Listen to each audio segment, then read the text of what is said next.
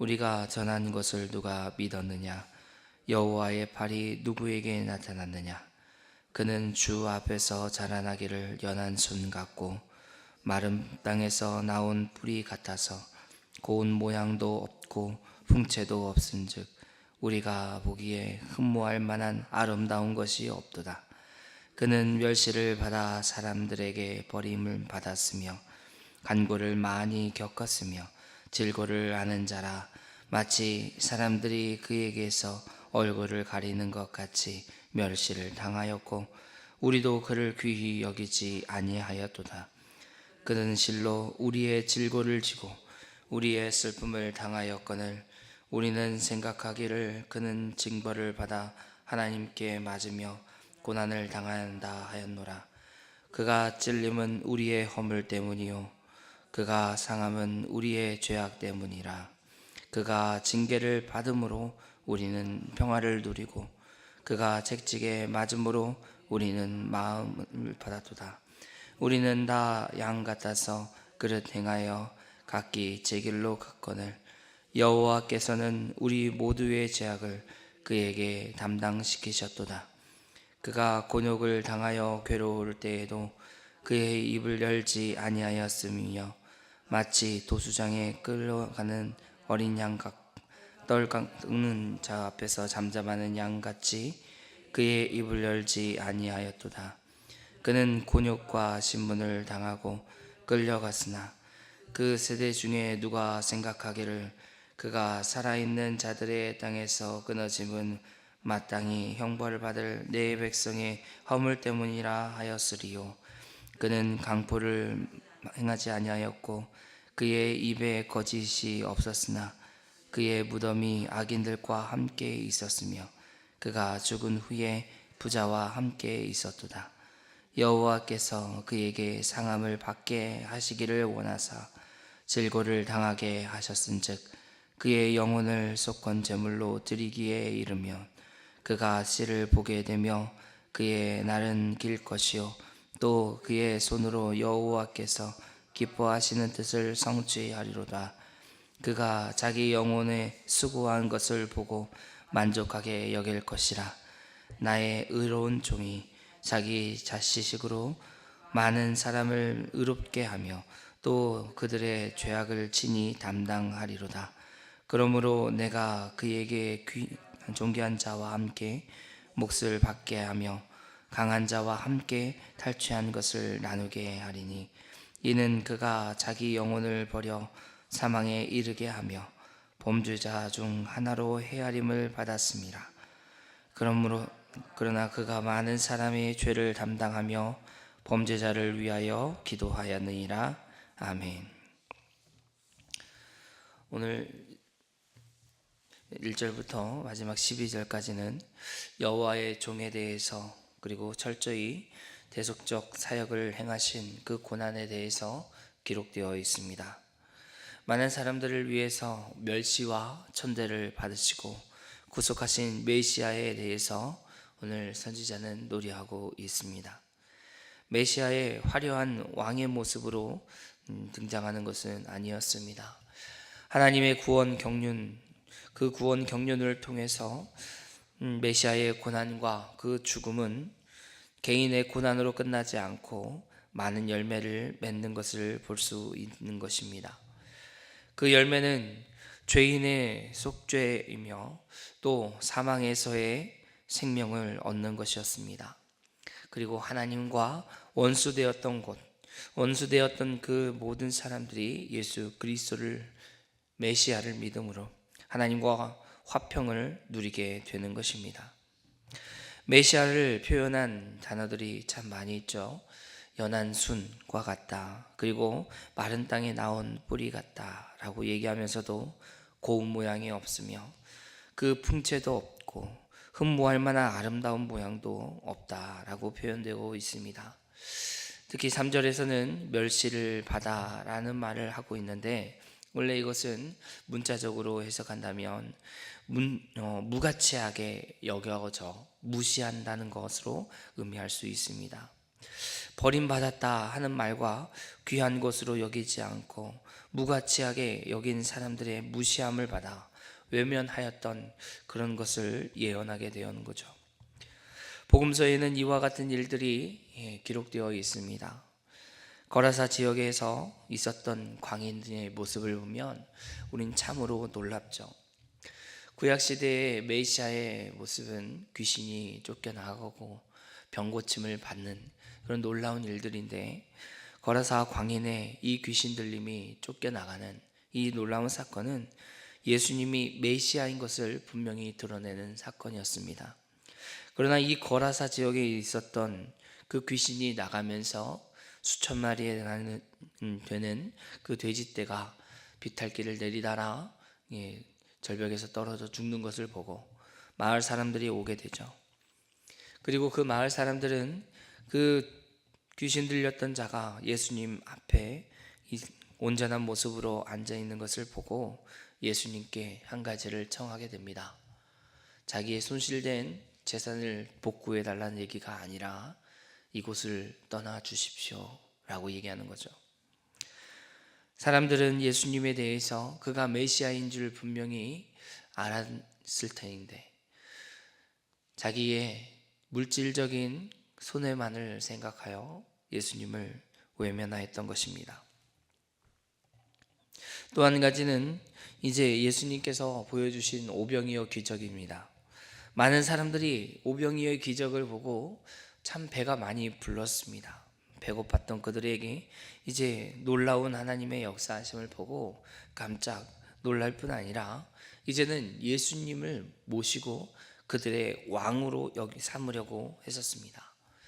정치적인 왕, 그들이 원했던 것은 그 정치적인 왕, 그리고 어디서든지 원하면 자기들의 줄인 배를 부르게 할 수 있는 그런 왕을 원했던 거죠.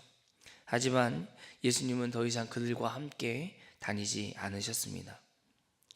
예수님이 원했던 것은 복음과 함께 고난을 받는 것이요, 예수 그리스도를 증거하는 일이었는데 그들을 통해서 이 복음을 증거할 수 있는 일은 없었기 때문에 그렇습니다.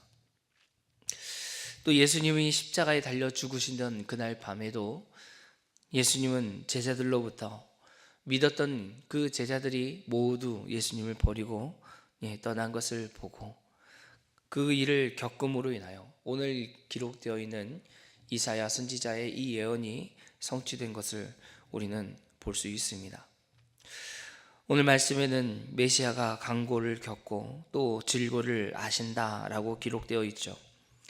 여기에서 강고는 원래 감당하기 힘든 정신적인 고통을 의미하는 단어입니다. 또한 4절에서 나오는 이 슬픔 또한 복수적인 형태로 기록되어 있어서 하나님의 진리를 배척하는 사람들로 인하여서 메시아가 당하는 정신적인 고통이라고 해석할 수 있게 되는 거죠. 그리고 이사야 선지자는 계속해서 우리도 귀하게 여기지 아니하였다라고 말하고 있습니다. 하나님은 자기 아들을 이 땅에 보내시어서 구약의 메시아가 오겠다고 예언하는 그 예언을 모두 성취하셨죠. 그러나 마땅히 기뻐해야지 될 하나님의 백성들은 메시아가 오는 것을 기뻐하지 않고 오히려 외면하고 멸시하고 귀하게 여기지 않았던 것입니다. 예수님의 십자가에 달려 죽으신 후 많은 제자들을 통해서 복음이 증거되었죠. 그 제자들은 복음으로 인하여서 당하는 고난을 당연한 것으로 여겼습니다. 그리고 여러 어려움을 겪으면서도 예수 그리스도의 하나님 되심과 그의 주 되시는 것을 증거하는 일을 멈추지 않았던 거죠. 우리나라를 생각해 보면 그 은혜가 어떠한지를 분명히 알 수 있습니다. 이스라엘 입장에서 바라볼 때, 이스라엘 지형적인 입장에서 바라볼 때 우리나라는 극동 지방에 살고 있습니다. 극동 지방 중에서도 가장 끝에 있죠. 그 땅 끝에 있는 그 지역에 예수 그리스도의 복음이 전해졌다는 것입니다. 이것은 굉장히 놀라운 일이 아닐 수 없습니다. 하지만 우리도 처음에는 이 복음을 받아들인 것이 아니었죠. 우리도 배척했습니다. 그리고 우리도 멸시하고 처음에는 박해를 가했었죠. 그러나 시간이 흘러 우리는 예수 그리스도의 복음을 듣고 구원받는 많은 사람들이 생겼고, 지역에는 곳곳마다 예수 그리스도를 상징하는 십자가를 걸고 교회의 건물이 세워지고 예수님을 믿는 사람들이 함께 모여 예배하는 일들이 많아지게 되었습니다. 그렇게 우리는 21세기를 살아갑니다. 그러나 우리가 살아가는 이 시대에 우리는 또 다른 모습으로, 또 여러 가지 이유로 예수 그리스도를 외면하고 있는 시대에 살아가고도 있다고 얘기할 수 있습니다. 예수님은 하나님의 뜻을 이루기 위해서 도살장에 끌려가는 양과 같이, 그리고 덜 깎는 자 앞에서 잠잠한 양과 같이 그 곤욕당하는 것, 그 징계당하는 모든 일에 있어서 입을 열지 않으셨죠. 그리고 하나님의 기쁘신 뜻을 이루었습니다. 우리가 우리의 죄악을 친히 감당하시기 위해서, 그리고 하나님과 우리를 화평하게 하기 위해서 예수님은 이 모든 것을 감당하셨는데, 우리는 혹 여러 가지 많은 이유로 예수님을 외면하고 또 변명하며 우리의 삶의 주인으로 또 우리의 구세주로 우리는 믿고 있는 것을 두려워하고 있는 것은 아닙니까? 예수님을 믿음으로 인하여 우리는 당연히 복을 받는다라고 생각을 합니다. 그리고 그 복도 형통의 복을 받으면 정말 좋다고 생각을 합니다. 아니, 그것이 맞다고 얘기를 하죠. 그런데 이 복을 무엇으로 다시 얘기하냐면, 형통을 물질의 복으로, 명예노, 또 좋은 직장에 취직하는 것으로, 그리고 건강한 것으로 복을 헤아리고 있습니다. 우리는 하나님이 주신 예수 그리스도를 통해서 우리에게 허락하여 주시는 그 놀라운 복을 단지 명예와 썩어질 물질과 그리고 건강은 이런 것으로 바꾸고 있는 겁니다. 주님이 주신 복은 예배소서의 말씀과 같이 하늘에 신령한 모든 것이었습니다. 하늘에 신령한 모든 것을 우리에게 주셨는데, 우리는 이것을 없어지고 썩어질 육체의 건강과 물질로 바꾸고 있는 것입니다. 사랑하는 성도 여러분, 한순간도 돌이켜 이와 같은 없어질 것을 기대하는 자가 되지 않기를 원합니다. 단 한순간도 이런 것들을 우리의 가장 소중한 것으로 여기지 않기를 원합니다. 물질이 없어도 우리의 생명이 구원받음을 기뻐하십시오.